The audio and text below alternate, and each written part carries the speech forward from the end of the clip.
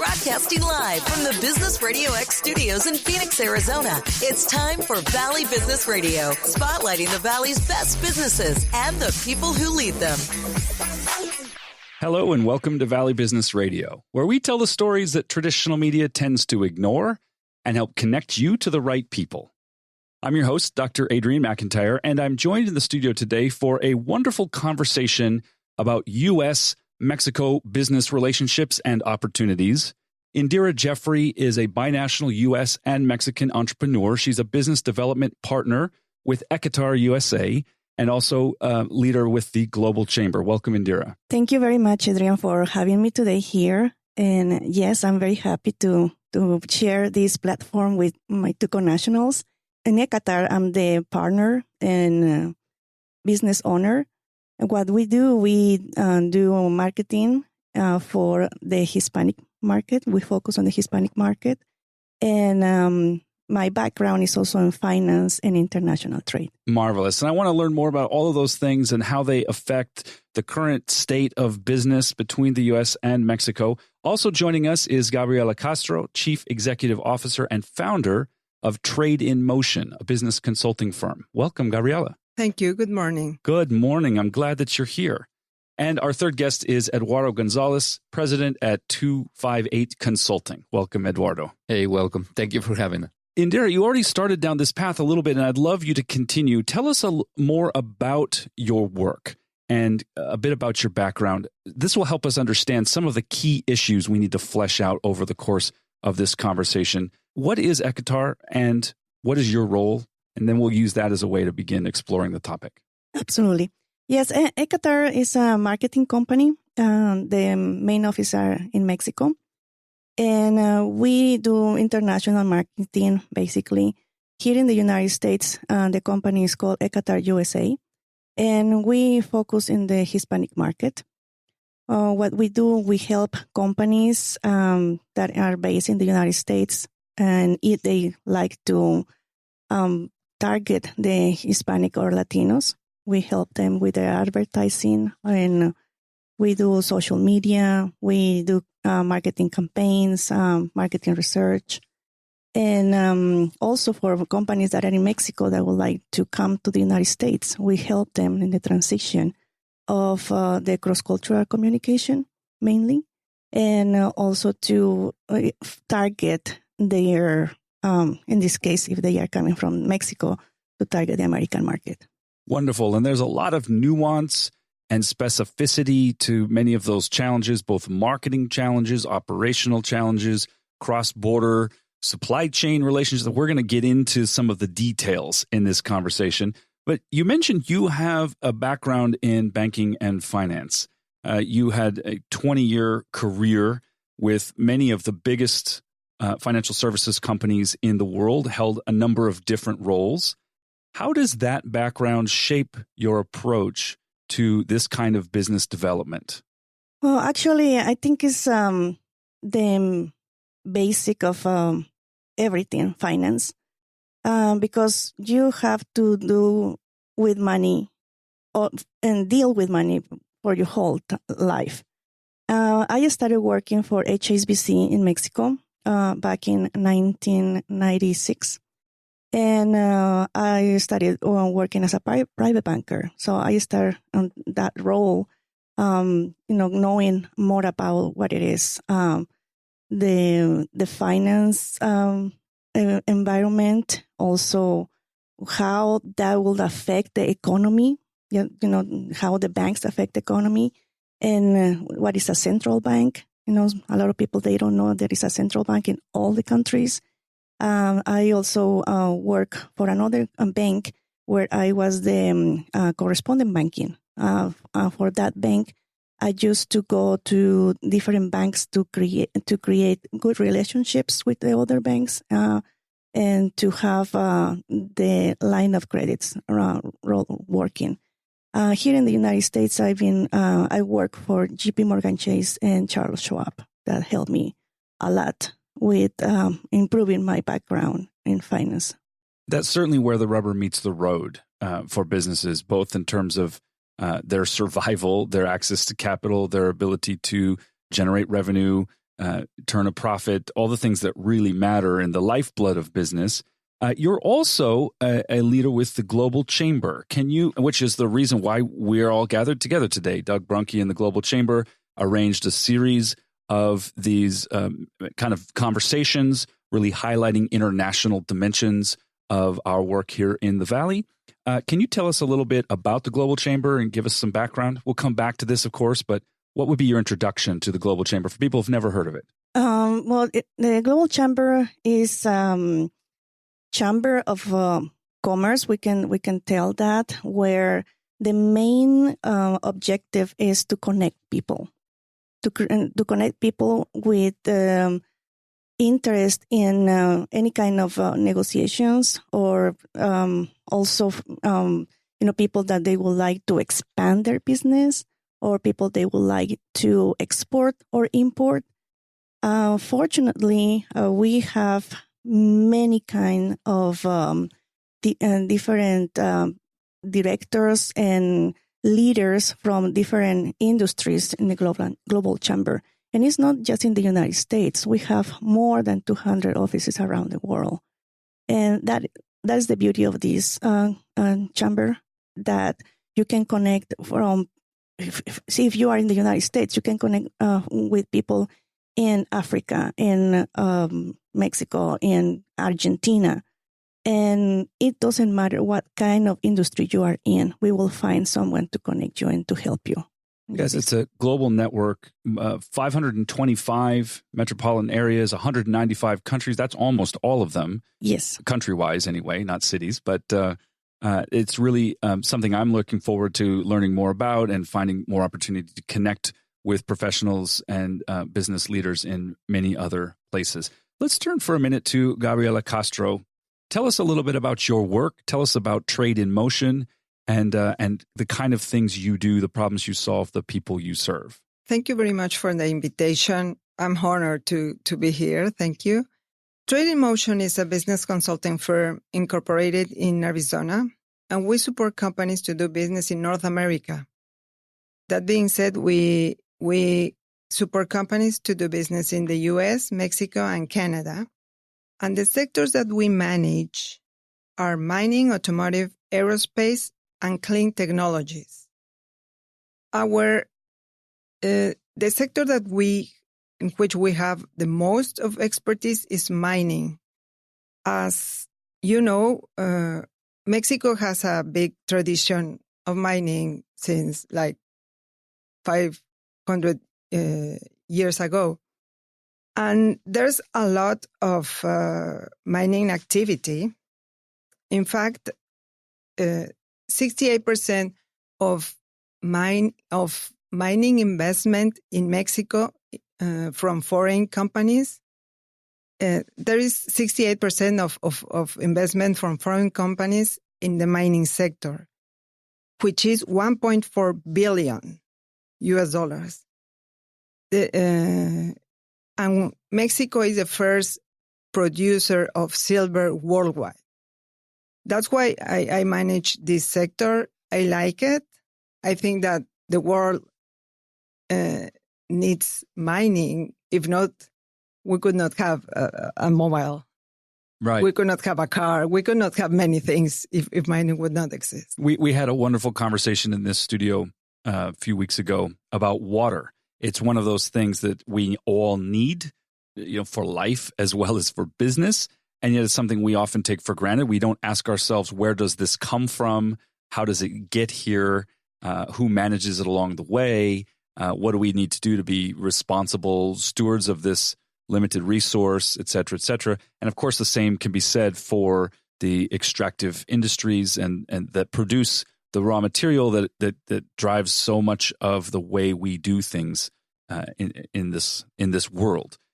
Your exposure to this originally seems to have started many years ago when you served for 15 years as a trade commissioner with the Embassy of Canada in Mexico, and began to deal with a lot of Canadian mining companies and supporting their operations in Mexico. So you're coming at this from this, as many of the folks in this room, you're bridging the public sector, private companies, small and medium-sized businesses. Can you share a little bit about that experience and how it shaped the way you work now? Exactly. Yeah. I have an international background. As you said, I used to work for the Canadian Embassy in Mexico City, and we supported Canadian companies to do business in Mexico, which is great. I love business. I will tell you something. My first career is music. I'm a trumpet player. And after I switched to business, because working at the Canadian Embassy, I fell in love about business. I love it. I love to do business with people who like to do business. You know, I can really see the connection there. As someone with musical inclinations, although I never was a serious student, unfortunately, there's something about orchestrating the complexity of an ensemble or of a large orchestra. Each note has a place in producing the greater body of work. I could really understand where somebody with your special training and talent would find business fascinating. What is it about the world of business that you discovered you like so much? I like to serve people. I like to serve the world. And it's great to see a company approaching you to ask for help, to help them and to see the results. That's what I love. I'm here to serve the companies, to serve people, to serve everybody. And when you see the results, when you take the client to the hand of the client and said, okay, let's go together. We go together. We do it all together. I'm here to serve you. And when you see that they are getting into the market, they are selling, they are getting money, and as in the mining sector, and they are contributing to the communities, they are building things for them, they are giving people a better life. For me, that's the thing. It's really great. Yeah. You know, one of the things, even in industries that have been challenged around topics of the environment, around corporate social responsibility, around the relationship with local labor, I see so many opportunities for some of the biggest companies in the world to really do good and do well by people, the people they employ, the people they serve, the communities they support. Obviously, there's in spectrum from, you know, the worst actors to the best actors. But as we all try to grow up together on this one planet of ours, I think having many of these companies take the lead is clearly a huge opportunity. We'll come back to some of those details. Eduardo Gonzalez, you're the president of 258 Consulting, but you also have a lot of government experience. Give us a little bit of an overview of your background and then the work you're doing now. Do we have time? We do. Okay. I'm kidding. I started my career 24 years ago working for the Mexico Development Bank. I had the opportunity there to work in Mexico, in the U.S., and in Europe. I was posted in the Netherlands for 6 years.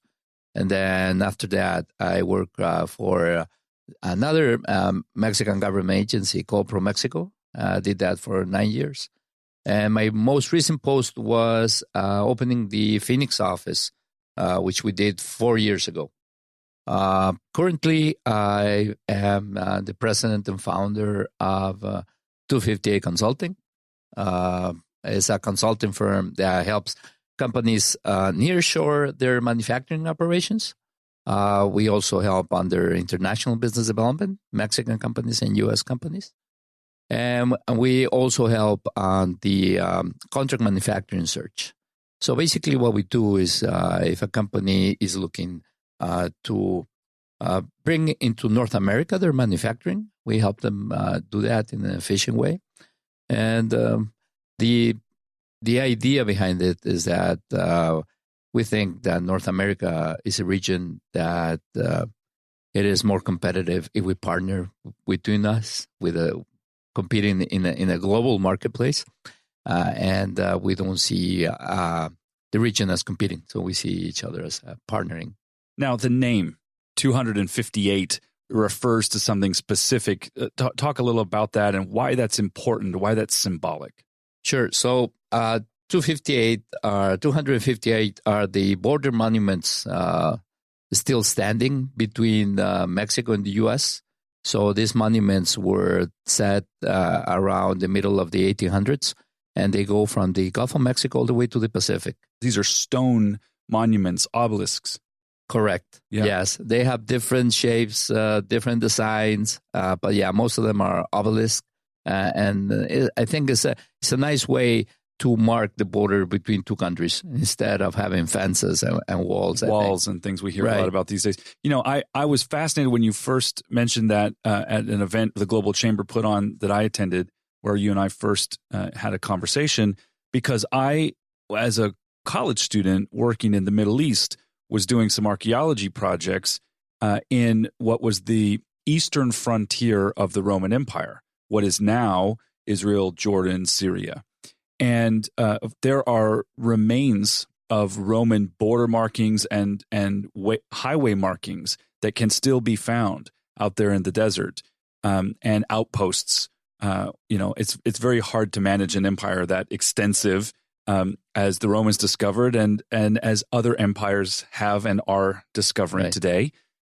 Imperial overstretch is a logistics problem. Exactly. Which I know is something that's close to your heart.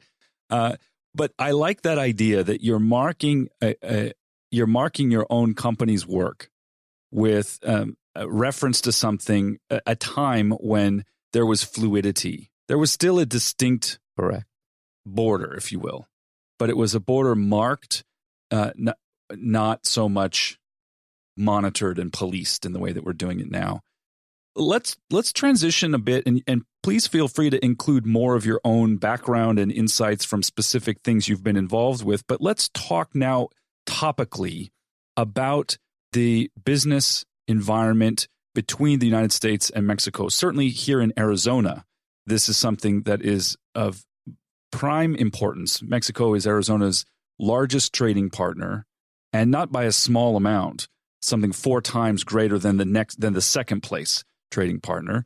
Can you, any of you, speak to, in a very general way, some of the issues?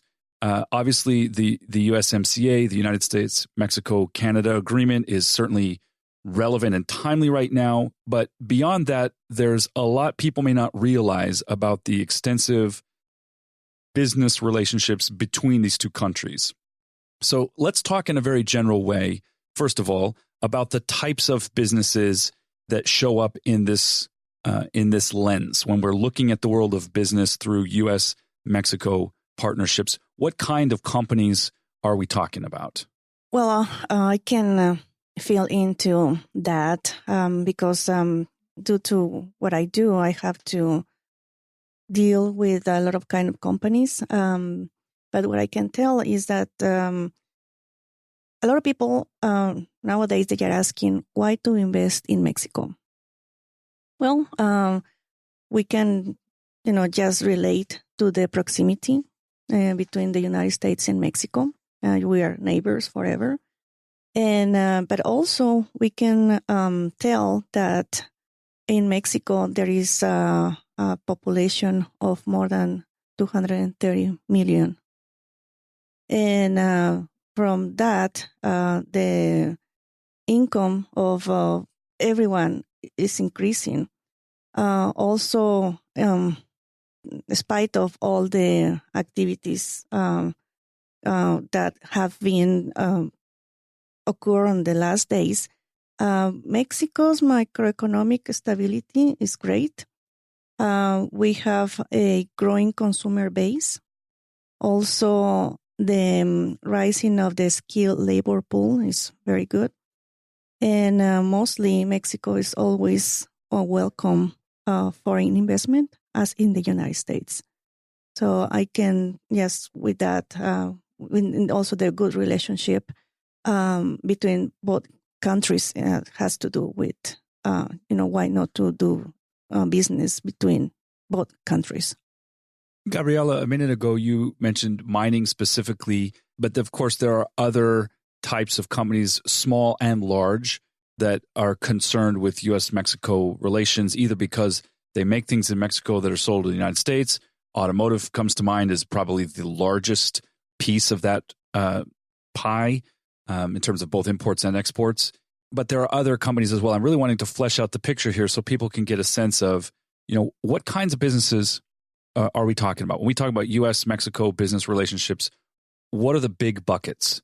As you said, the automotive sector is huge. And only to give some numbers, the U.S. goods and services trade with Mexico total $671 billion US dollar, which is huge. The exports were last year almost 300 billion, and imports were 371, which is big, and you can see the big trade between both countries. And you know what I noticed coming? I'm from Mexico City, so when I moved to the U.S. to Arizona, I discovered a big nation, if we say, between the north of Mexico and the south of the U.S. If you see both borders, people are similar. Many people in the border of Mexico, they speak English as Americans, and people in the south of the U.S., they speak Spanish as Mexicans. It's really getting closer, even if there's a border in the middle. That's a really important point, and I'm so glad you brought that up, because what we're talking about is at some level, very high level relationships between federal governments, trade agreements, things of that nature. But we're also then talking about very specific on the ground regional dynamics. And certainly that's something we are enmeshed in as a living reality here in Arizona, also Southern California, where I'm from, also New Mexico and Texas. There is a region, and I think most people don't realize that this is very similar to our relationship with Canada. My wife is Canadian, and I've come to learn over the years that 95% of the population of Canada, which is much smaller than the population of Mexico, it's actually smaller than the population of California. But 95% of the population of Canada lives within 100 miles of the U.S. border. We are talking about a border family, if you will, on the northern side. We ought to be talking about our southern border in the exact same way. There is a set of connections historically, linguistically, culturally, and commercially that really matter and have to be dealt with the nuance appropriate to those kind of long, deep relationships. Eduardo Gonzalez, you also have a unique insight into this. Can you give us your take on what's the scope of business between the U.S. and Mexico? How would we begin to wrap our heads around? This is a very complex topic. We're not going to be able to do justice in an hour. Right. But give us a sense of some of the big categories or key themes in this relationship. Sure. So between Mexico and Arizona, there's close to 17 billion trade in goods, back and forth. The main products that are transferred between the borders mainly is agriculture is the number one. So you got a lot of fresh produce coming from Mexico, especially from the state of Sinaloa. And then you have the breakdown goes from transport equipment, electric equipment, and other types of electric components. So what that means is that components come from the U.S. Into Mexico, and those components maybe are from the U.S. or maybe from other regions of the world. And then they get transformed into a finished product into Mexico, and then you get finished products from Mexico into the U.S.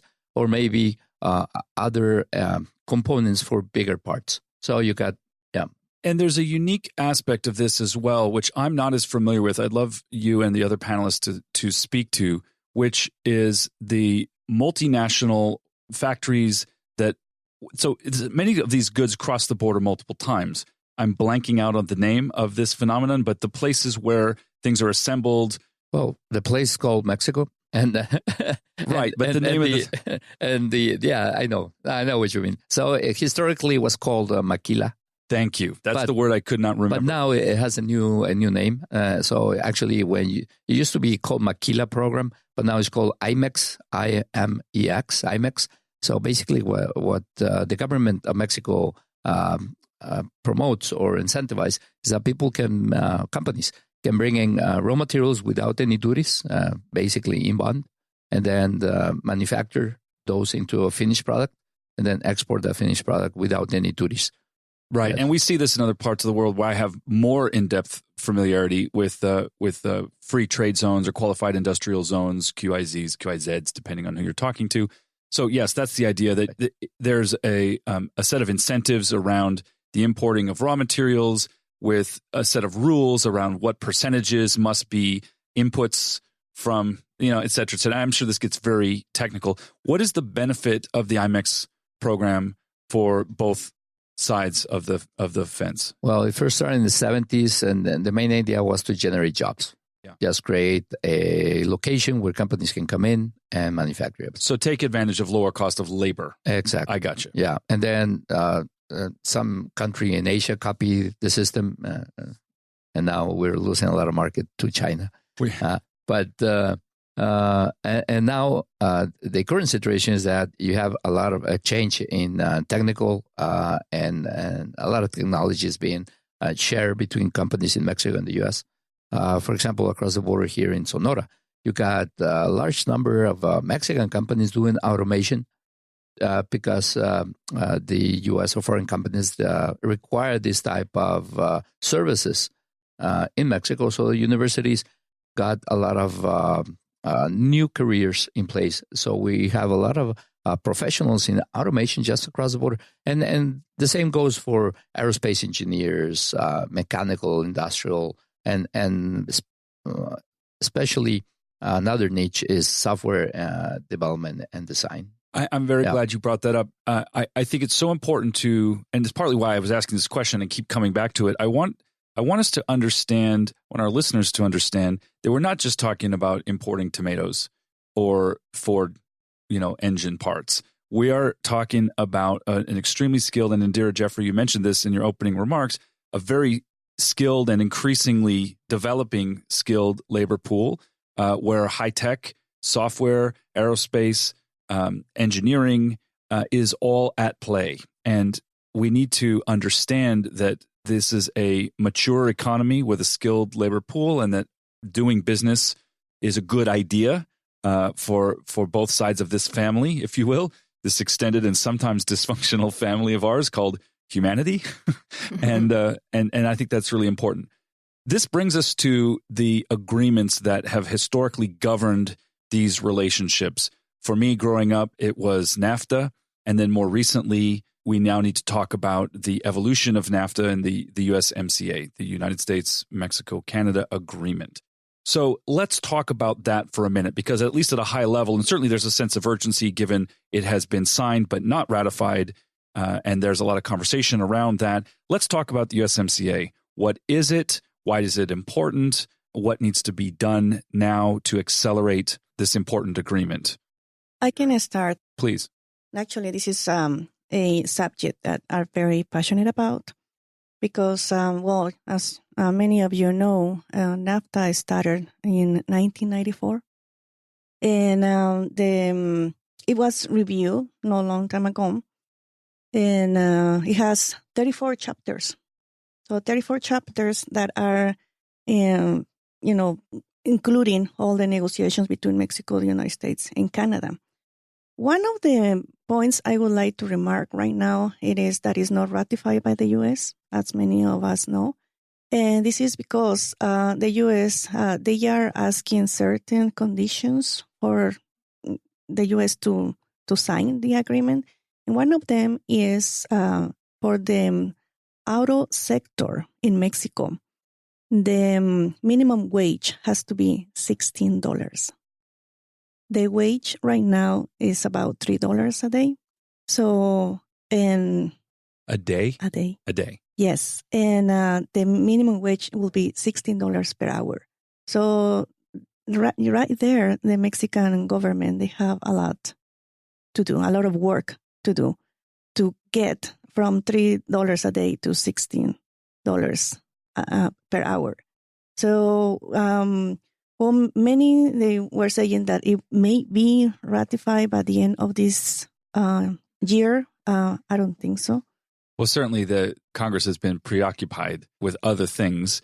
But let's talk about the reality of this. So the agreement has been signed by the heads of state for a year now and has yet to be ratified. Yes. Which is an important step in bringing a treaty into force. Questions exist around the enforceability of the agreement, around labor protections. There are some folks who feel quite strongly that unless we can guarantee certain quality of life, et cetera, we don't want to be signatories to an agreement. There are others who have come out quite strongly and said, we need this. This is good for everyone, and we'll work out the details as we go. How much of this, in your personal view, and this is, I suppose it's a dicey question, how much of this is being driven by ideology and politics versus how much is being driven by substantive concerns that really do matter and that companies really do care about? What are your thoughts on that? What would you say is the status of these negotiations? Well, I believe that associations or industry has been pretty clear. They needed to be ratified. A lot of long-term investment plans are being on hold just because of this.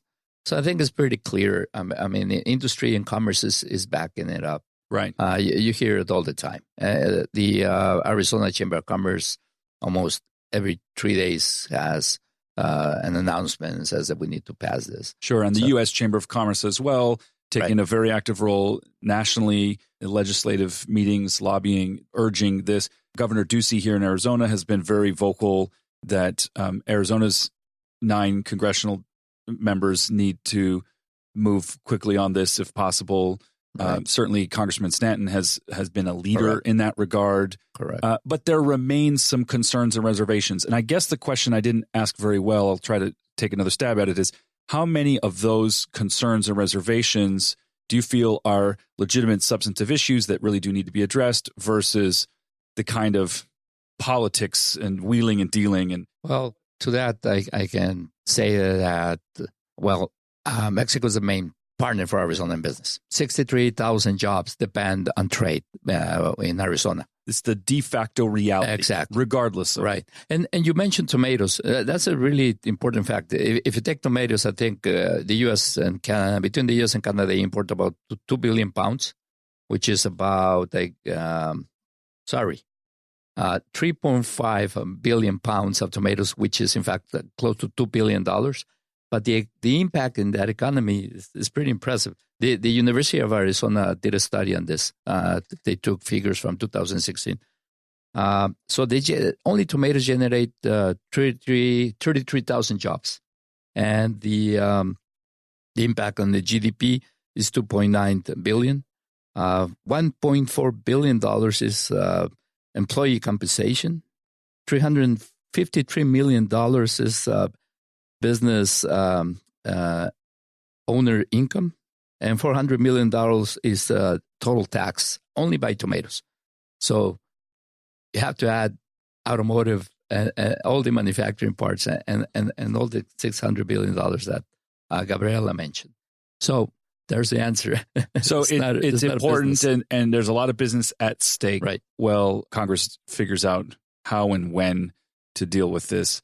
It's unfortunate, I think, for certainly the business community would say that it is taking second place to other concerns, not because those concerns aren't legitimate, but because this issue is urgent and needs to be resolved. Gabriela, as you advise businesses, small and medium-sized enterprises, to enter or expand into the Mexican market, what are some of the core issues that come up over and over again? What are some of the key themes that you often find yourself talking to business owners or executive teams about? I would say that they have to follow certain steps, because what I've seen, according to my experience, I've seen some companies, not only American companies, not to follow some steps, and they think that it's easy to do it.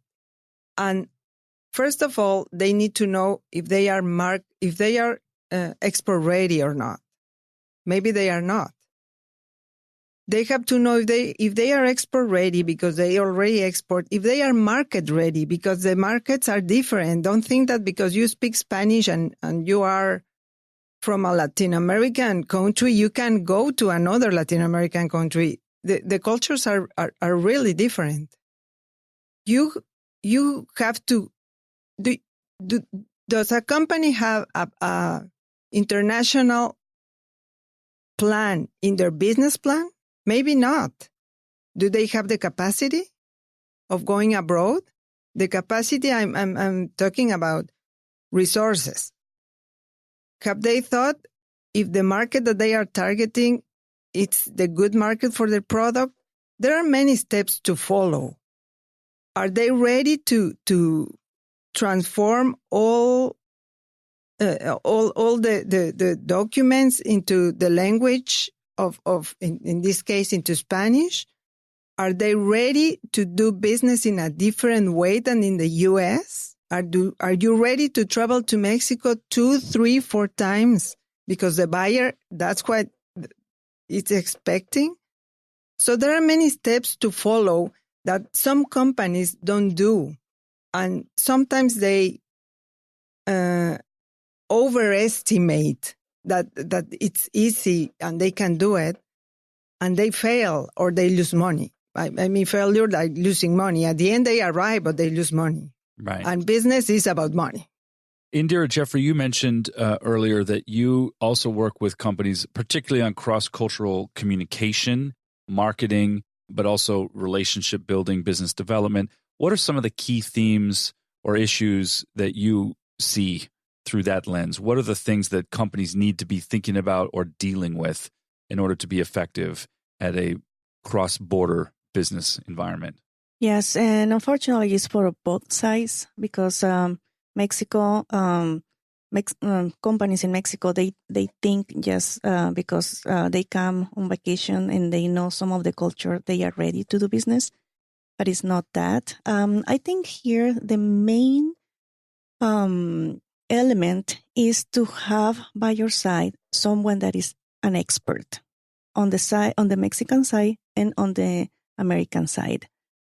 How you can improve that with mainly with cross-cultural communication, and this is knowing the culture of the other country, the business culture, because one thing is like when you go on vacations and a different thing is doing business there. Also, what are the main issues with the government? For example, in Mexico, they have had a lot of improvement regarding their processes, government processes. Used to be very bureaucratic. Right now, I think there is less than before.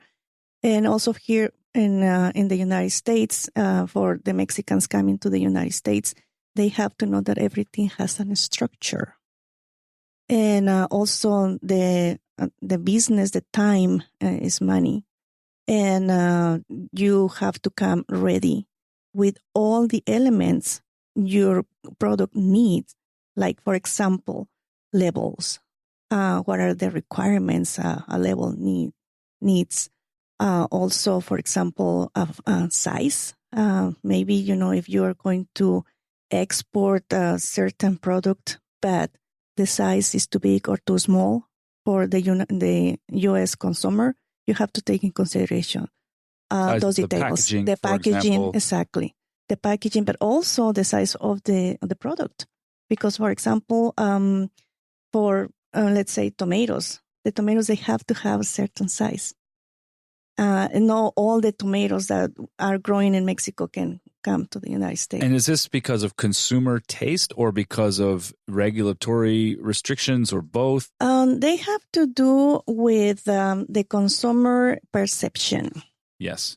Yes, because let's say that a tomato that is bigger than the usual for the American consumer, they are going to be, what is that? That is not a tomato. And also vice versa, for certain products in Mexico, they have to have certain size because also, for example, the high of the medium of the Mexican population is lower than Americans. I'm talking in this case for textiles, clothing.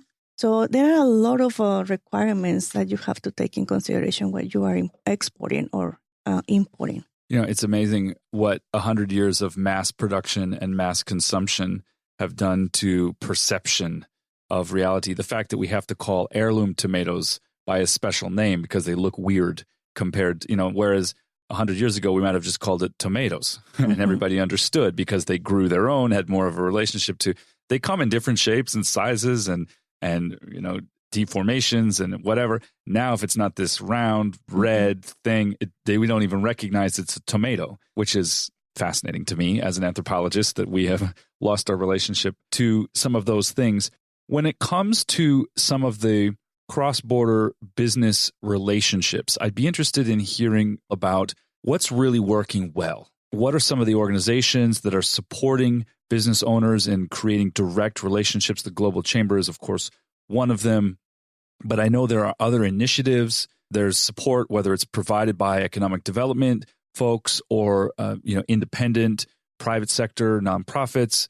What are the different venues or opportunities where somebody who maybe has a product they've been thinking about expanding into the Mexican market, for example, might turn to get support, to find a community of peers that they can interact with? Is this something that you deal with or that you see much of?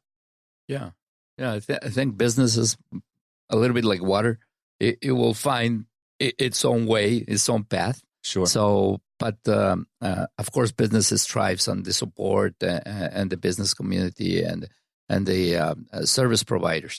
And I think there's no lack of service professionals like Indira and Gabriela and myself. There are supporting companies that want to go into a market and narrow that learning curve, shorten it. And of course, Mexican government and U.S. government have their own organizations like U.S. Trade, Chambers of Commerce. Locally, the ACA has a Mexico City office, and they recently opened, I believe, in Israel, they opened an office. They have an office in L.A. And of course, the cities used to have some sort of support for them. But still, businesses, there's a lot to do. There's a lot of assistance that is needed. And of course, there's a lack of education for people on both sides of the border. Mexican thinks there's pretty easy to sell, find a customer here. And the U.S. think that it's very easy just to go there and manufacture. There is a way to doing things now, like not only business translation, but also the way of doing things, the cultural part. And we are here to help those type of companies. And like I said, they're like Global Chamber. They do a great outreach to 500 cities, and they do a great effort. I mean, they have a great platform where you can video conference, talk about issues. Yesterday, we had a roundtable around Latin America. So we had people from Argentina, we have people in Costa Rica and Puerto Rico. Well, Costa Rica is the U.S., but well, still is in Latin America. Puerto Rico's in the U.S. I'm sorry. Costa Rica's in Central I apologize. America. Yeah, it was from Puerto Rico. But yeah, I think there's a lot of education that has to be done. Well, you raise a very important point. Let's follow up on this. What are some of the key things you all see that where education needs to happen? So we've talked a bit about cultural dynamics, norms, and expectations. It goes beyond, as you say, Eduardo, business translation. So simply having your English communication translated into Spanish is insufficient for a true cultural connection. But there are operational concerns. There are go-to-market strategies. What are some of the core topics that you feel people need to be educated on in order to make these relationships work better? I think it will be more as the perception again, and be open. You need to have a global mindset I'm a Thunderbird graduate, so, the global mindset is important for me. And also, I think a lot has to do with our leaders. Because, like, for example, we were talking about the organizations between Arizona and Mexico. The Arizona-Mexico Commission, they are doing great things, approaching to the government in Mexico and also the Mexican government. Like, for example, I'm originally from Guanajuato. They are open to come and talk to our leaders in Arizona and try to see how they can have a better business and agreements between both, in this case, states, Guanajuato and Arizona. In 2017, it was an initiative by HSU and the government of Governor Ducey about a trade mission to go to Guanajuato, Mexico City and Guanajuato. On that trade mission, we were 70 people. 35 were representatives from the government and 35 business owners. To me, it was a great experience because when we were to Mexico City, we were greeted by the mayor of Mexico City and also by the Secretary of Economic Development. When we went to Guanajuato, the mayor of Guanajuato and also the governor were there. And it was a great experience for the Americans because some of them, they never went that far to Mexico City to visit or to Guanajuato, that is in the middle of the country. And when they came back, they had a very different perspective of what Mexico is. I think perspective, as somebody who's, as a function of my own privilege and as, my own inclination working together, I've had a chance to travel to a lot of different places. And if there was one thing, if I could wave a magic wand, if I had that ability and could change one thing, it would be to give everybody perspective. And perspective comes from proximity. In other words, unless you've been there, unless you've been close to something and you can see it for what it is, and then you get some distance from yourself and the things you took for granted. I imagine on these trade missions, I haven't been on one. I'm open to invitations. You must see, listen, wow, you do this just like us. And equally, wow, you do this so differently than us. And those two things kind of together, pulling from opposite ends, really change the way you think about what's possible and what's required and who you need to be to show up and connect and contribute in that way. Gabriela Castro, I'm interested in your point of view here as well. What are some of the key themes that you think people need to be more educated about? What are some of the key issues that you wish one or both sides of this relationship were more aware of? I think that the most, to be open. I lived in France and in Canada because I studied there. And really, each culture is different, even if they speak the same language. Of course, I think that they have to speak the language of the culture. And I mean with the language, not only Spanish.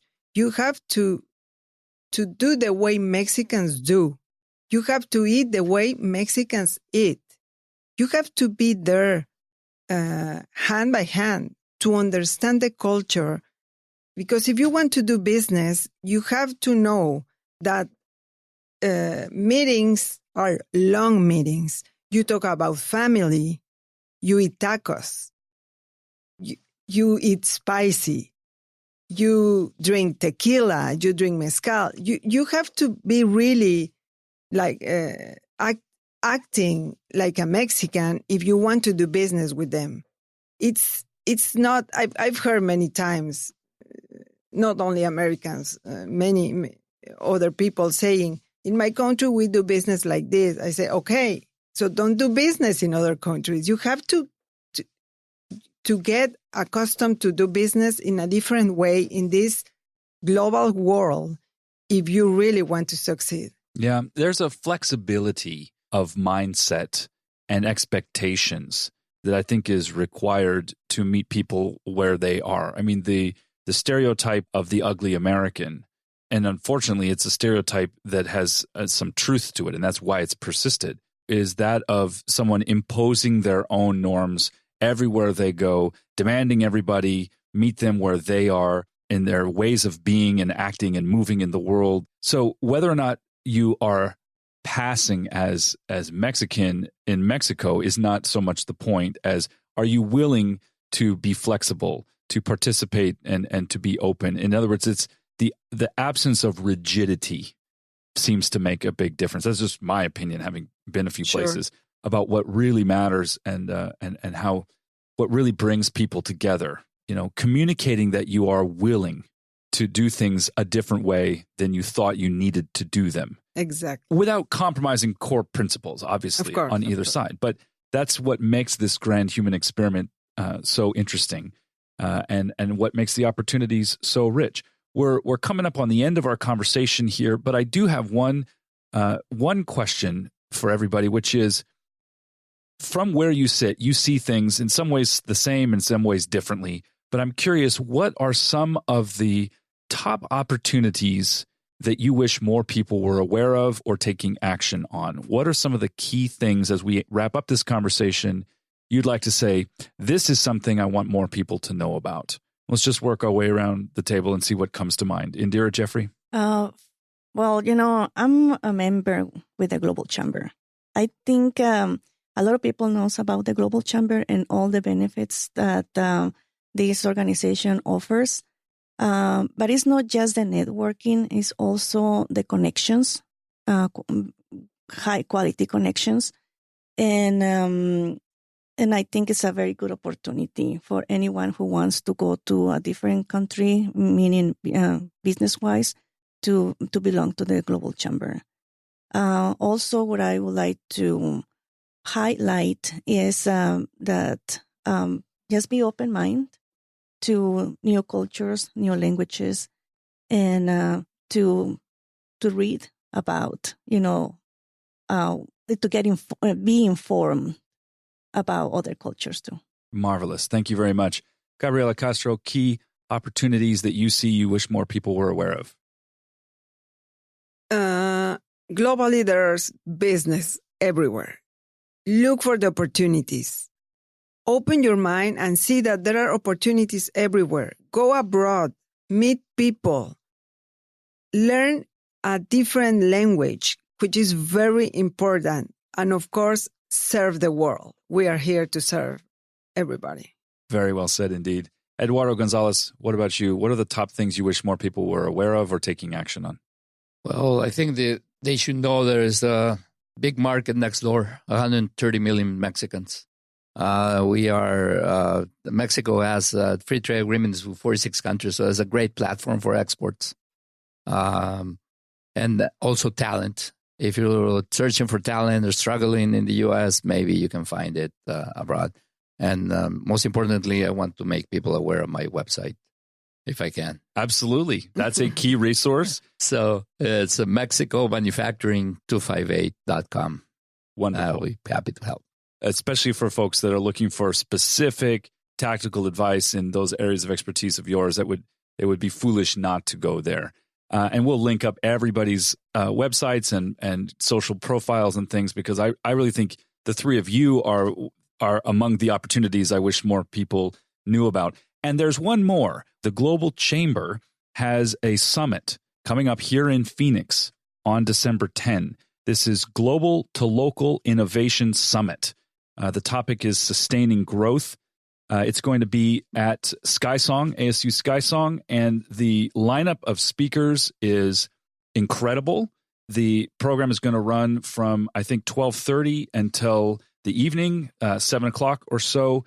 I encourage everybody here in the Valley to take a look at this. You might not realize immediately how much value you would get from attending something like this, but from senators to global leaders to business leaders to experts like yourselves, this is where a lot of these kind of conversations, relationships, connections are going to get made. You can get all the information about the Global Chamber Summit on the website, which is globalchamber.org. I'll be there. I'm looking forward to meeting folks there as well and listening to not only the speakers, but networking and connecting with folks who are in attendance. I want to thank our guests for this conversation today. Indira Jeffrey, Business Development Partner with EKATAR, Gabriela Castro, Chief Executive Officer and founder of Trade in Motion, and Eduardo Gonzalez, President at 258 Consulting. Thank you all for joining us in the studio today. Thank you for the opportunity. Thank you. A pleasure. For all of us here at Business Radio X, this is Dr. Adrian McIntyre, and we'll see you next time on Valley Business Radio.